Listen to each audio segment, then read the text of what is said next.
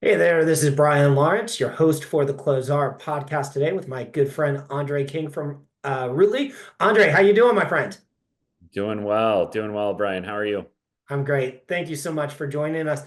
Share a little with the audience if you would. Rootly is doing incredibly well. I know you grew 400% in 2023. You grew like another 400%, close to it in 2024. Just absolutely on fire. But tell folks a little of what Rootly is and a little bit of your background, if you would, please. Yeah, definitely. Thanks for having me, Brian. So, Rootly is an AI on-call and incident response platform. We work with some of the most incredible companies in the world, like NVIDIA and Canva, Squarespace, and hundreds of others, helping them automate their incident response process, learn from those incidents, and then, of course, waking them up when things are going wrong. So we've had some fantastic success over the past couple of years. Yeah, really excited to be here. My background. I was previously at AWS, so a large part of why I love working with Klazar, and we'll get into that, I'm sure. And then previous to that, I was at Salesforce for many years, almost 6 years, I think. So did kind of the BDR to enterprise side of things over there as well. And now you're founding AE and have grown it and grown a team and running the sales team at Rootly. And it's one thing to do 400% in a year, but when you do 400% and then 400% on top of it, like you start to get into the law of big numbers, and that's tough to do. And so share a little of like what's working on the GTM front to help you have this great growth.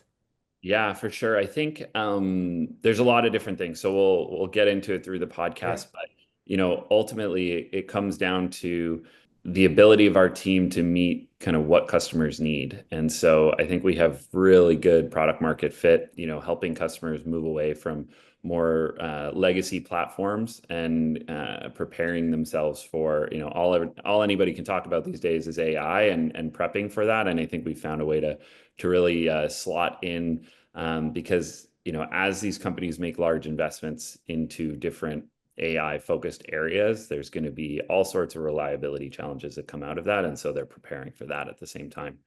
Yeah, as long as you fit AI in there somewhere, you're good, right? Totally, totally. It's a good way to open up budgets, I've found. There you go. But you've opened up budgets on both, some of those huge customers that you've talked about, and then you've got like a dedicated startup suite.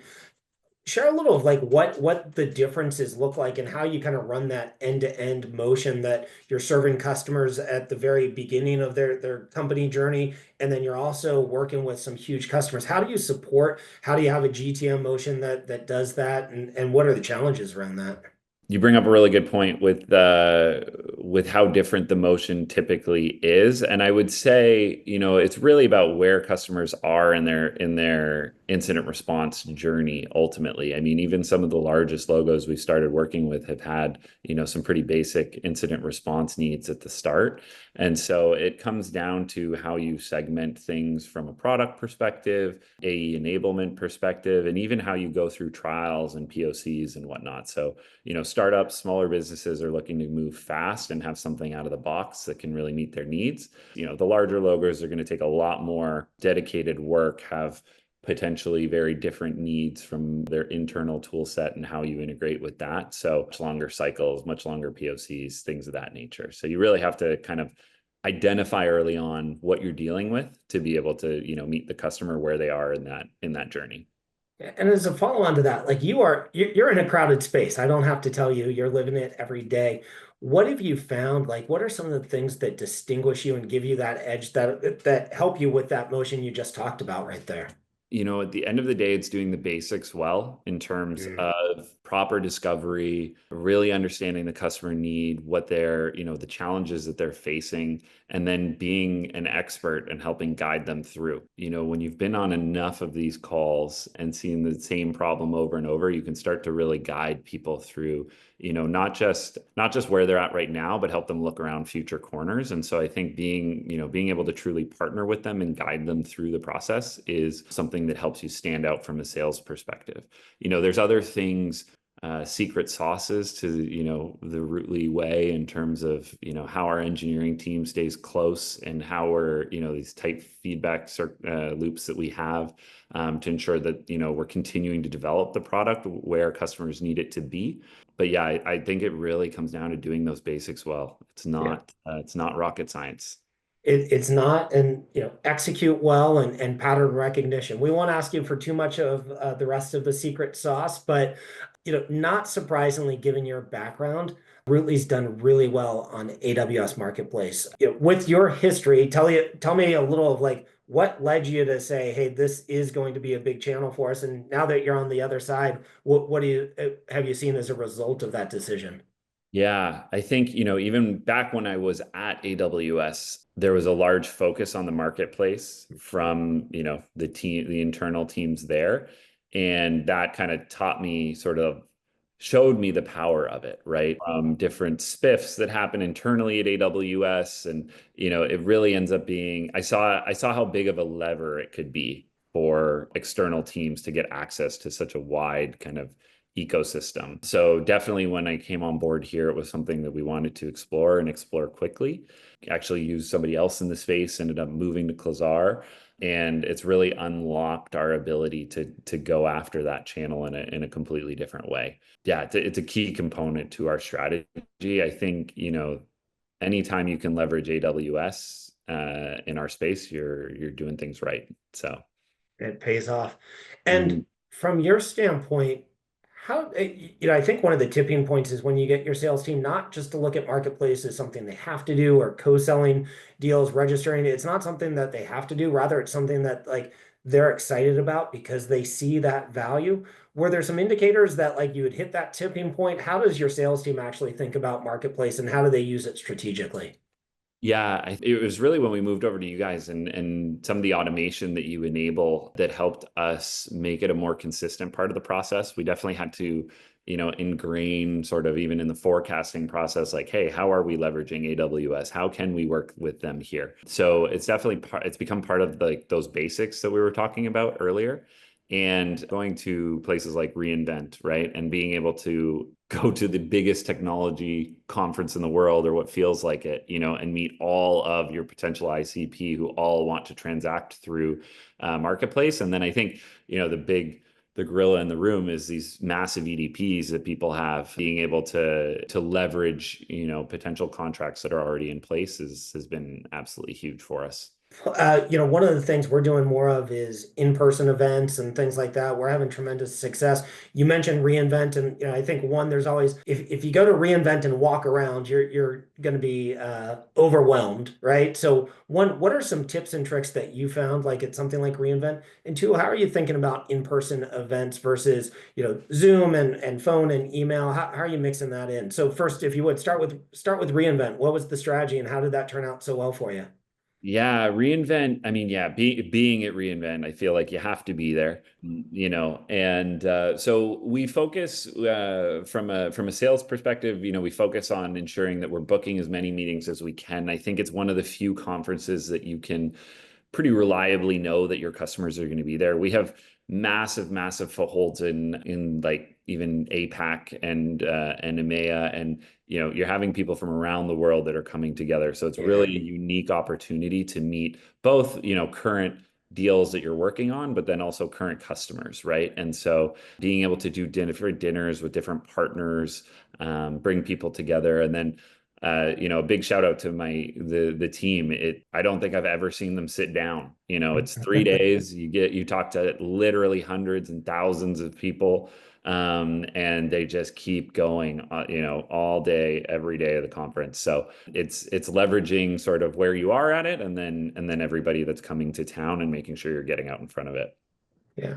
And in at reInvent, one of the big, announcements was around the migration assistance program. Now uncapped incentives. We always like uncapped incentives, so they're the best kind.